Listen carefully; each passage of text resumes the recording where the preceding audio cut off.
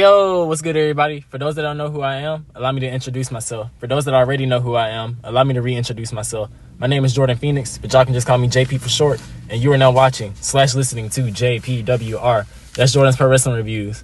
Now, Jordan Phoenix, where you been? I feel like that's what a bunch of you were saying. Well, I had a lot going on, man. It's been 2 weeks since I last uploaded, and to make a long story short, I had got really sick, and I had to end up going to the hospital. And alongside that came depression, and your boy didn't feel like uploading. I wasn't feeling it at all. But now I'm better, man. I had woke up yesterday, and I had got that urge back to upload. And I do want to apologize if y'all hear any background noise, because fun fact, when I record my videos, I record in my car because I have an obnoxious family, and I don't want to be disturbed. So that's a little fun fact about me. But anyways, as y'all can see, we're doing something a little different with this video today. No background music. During my little hiatus, I've been looking at a lot of one of my idols, Jim Cornette. And as y'all know, Jim Cornette has a podcast called The Drive-Thru and The Experience, 2 shows that he does. And he plays a huge role when it comes to my YouTube channel because he's one of my inspirations for wanting to get into the wrestling YouTube community. But anyways, with that said, I'm not going to ramble on. As always, I'm reviewing Smackdown from December 16th, 2022. And we got a lot to discuss, man. It was I think it was 3 matches throughout the night. And one thing I do want to talk about when I get there is Top Dollar. Top Dollar, if you're listening, please do not dive outside the ring ever again. Because when I saw him botch that, I had screamed because I was scared this man had hurt himself. But yeah, let's just get into the review. All right, so jumping right into the show, we started off as we get a glimpse of the Bloodline arriving to the arena because, as we know, the Tribal Chief Roman Reigns has a special announcement for Sami Zayn, supposedly. And I got to admit, man, Sami cleans up pretty nice. He trimmed his beard up a little bit, was rocking a little suit, had his hair tied back. And alongside Sami was the Usos because they revealed to Sami that Solo was actually with Roman and Paul for whatever reason. But that was it for that. Then we get into the first match of the night with Liv Morgan and Tegan Nox, the returning Tegan Nox, I should say, taking on Io Sky and Dakota Kai Damage Control in a tag team match for the Women's Tag Team Championship. And nothing major I really want to talk about from this match. At one point, Liv Morgan tried to grab a kendo stick, but then Tegan Nox stopped her. And I'm like, why would you have her grab a kendo stick? Because this is a title match. If she was to, hit one of them, she would have cost them the title match. And then Michael Cole had pointed out how he was like, yeah, we've seen this new side of Liv Morgan ever since she lost the title to Ronda Rousey. So do y'all think that they're still trying to build up this, I guess you can say, dark side of Liv Morgan? I know a lot of people were speculating that she's joining this so-called Bray Wyatt faction if we get one. But now it looks like they're leaning more towards reuniting Alexa and Bray. I said Braun earlier. Bray, I should say, excuse me. But I guess you could still have, Alexa and Bray reunite and then still just add another person to the mix. But I feel like instead of having Liv, I feel like somebody like Nikki Cross could fit that role a lot better. But anyways, Liv hit a phenomenal, she hit a little decent sunset flip outside the ring to Dakota Kai at one point. And then towards the end of the match, Bayley interferes, and then someone actually attacked Negan. Excuse me, I'm a Walking Dead fan too. But someone had attacked Tegan Nox, and then that kind of helped Damage Control get the win because they attacked Tegan Nox. The assailant was soon revealed to be Xia Li, which I found interesting because I'm like, does that mean Xia Li, is she a new member in Damage Control? Does she have beef with Tegan that we don't know about? I guess we're going to have to find out soon. So what do y'all think about all that? Let me know down below. Continuing on, we get a Walter and Ricochet promo, and it's basically them sharing their perspectives of their championship match tonight, which I'll get into later on in the video. Then after that, we get a recap of the Bloodline's actions on Monday Night Raw, because as y'all know, Solo took out Matt Riddle, but as we know now, Matt Riddle is out due to him failing a drug test, and he has to attend rehab. So Matt Riddle, if you're listening out there, I hope you're doing well. I hope rehab's going well.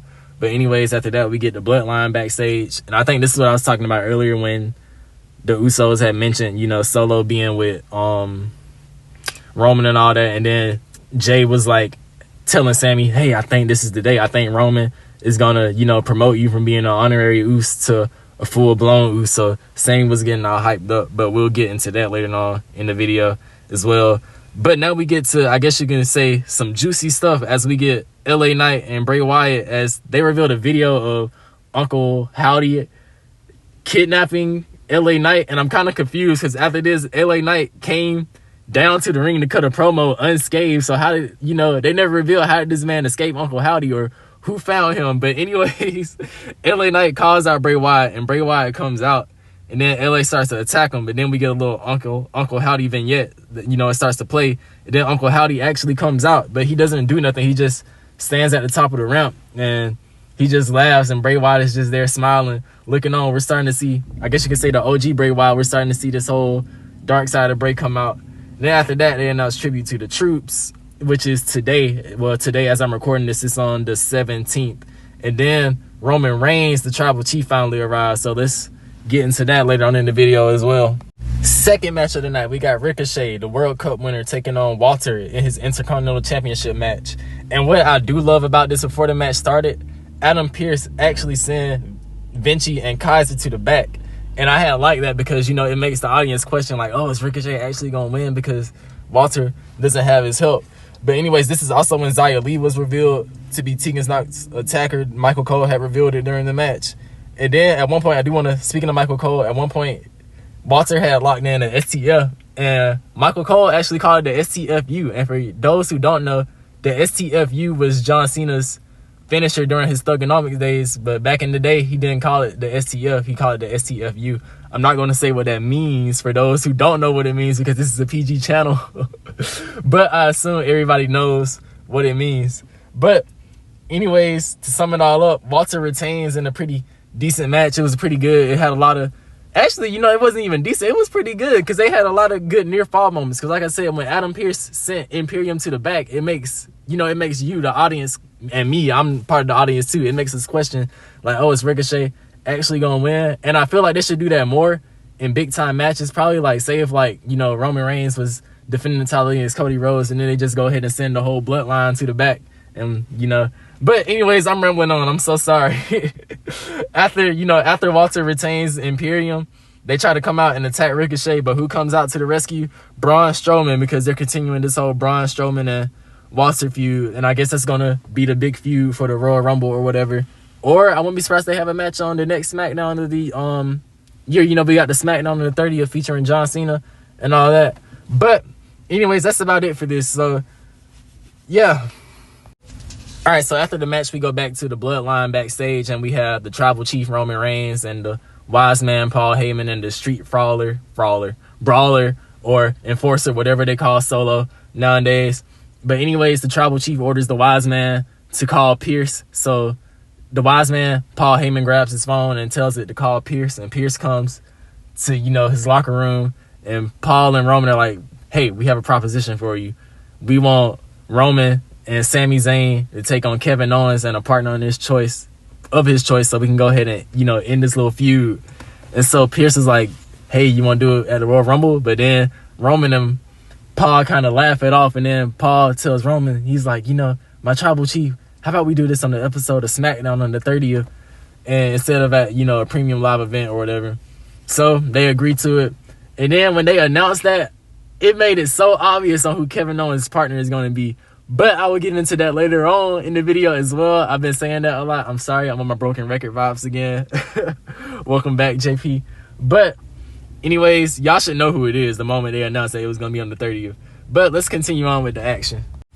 Third and final match of the night, we got Legado del Fantasma taking on Hit Row and the Viking Raiders. And then it was revealed that this will be a #1 contenders match for the tag team championships. Why? I don't know, because ever since these teams have come back, they have done nothing to receive a title shot, in my opinion.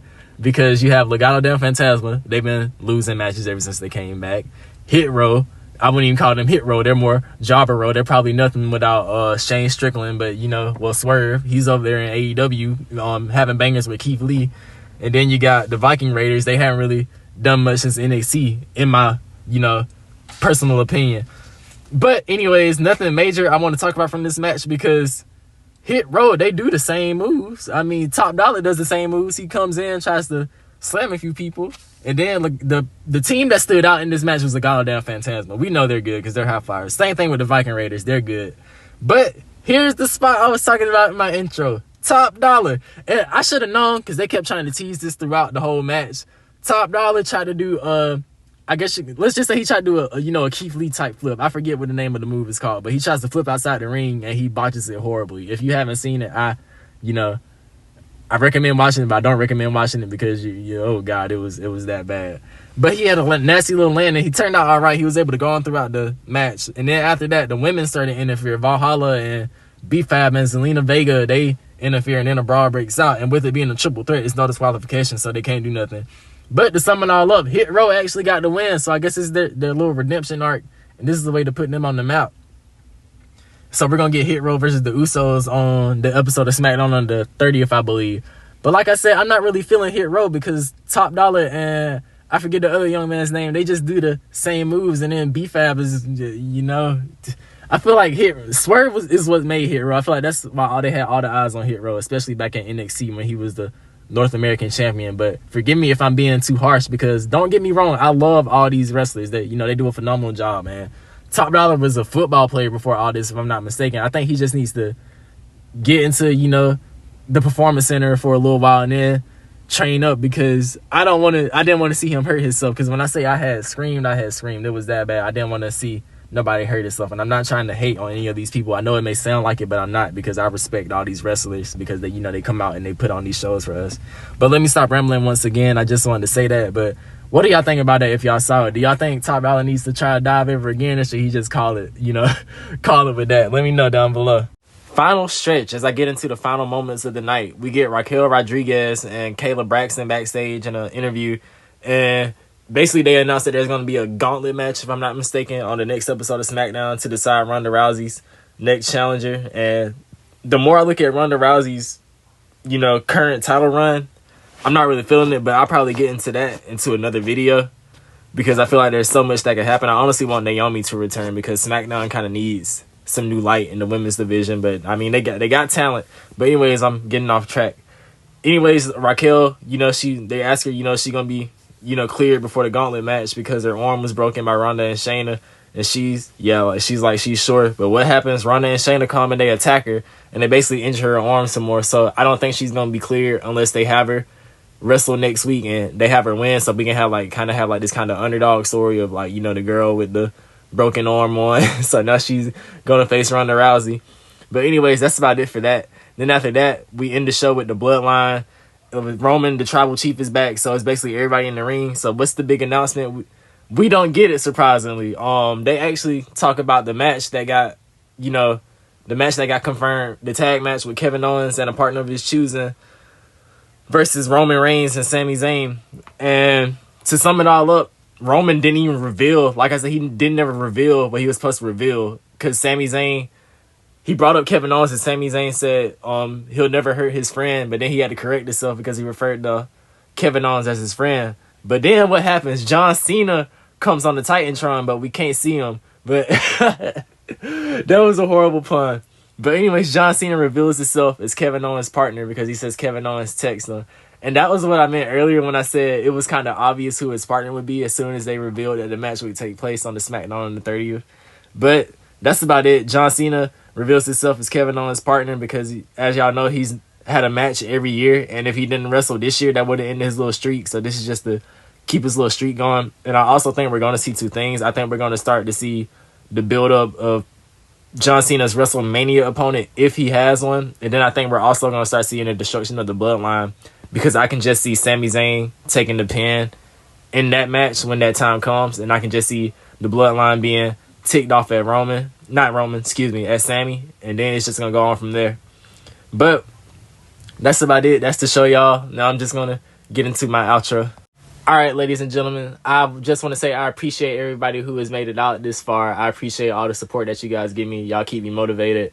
And y'all are the reason why I keep doing what I'm doing, because this is my dream. I want to be one of the top wrestling YouTubers there is. I want to be, let me not say the next Jim Cornette. I want to be the first Jordan Phoenix. But, like I said, Jim Cornette is a huge inspiration to me. But as always, if y'all had anything out there that y'all want to do in life, go out there and do it, man. We're not getting any younger. And if there's nobody there to support you, then I'm here. And that's about it. I think that's all I got, man. I need to get my Midas touch back, because I'm honestly still not feeling it. But I can't just, I can't sit here and just do nothing. I can't just sit and lay down, because that would mean no progress. And I really have to improve on this YouTube. So I apologize for the quality and stuff that's going on. But, YouTube is one of those things where you just get better as you go. So with that said, y'all have a good one. Y'all be safe. JP out.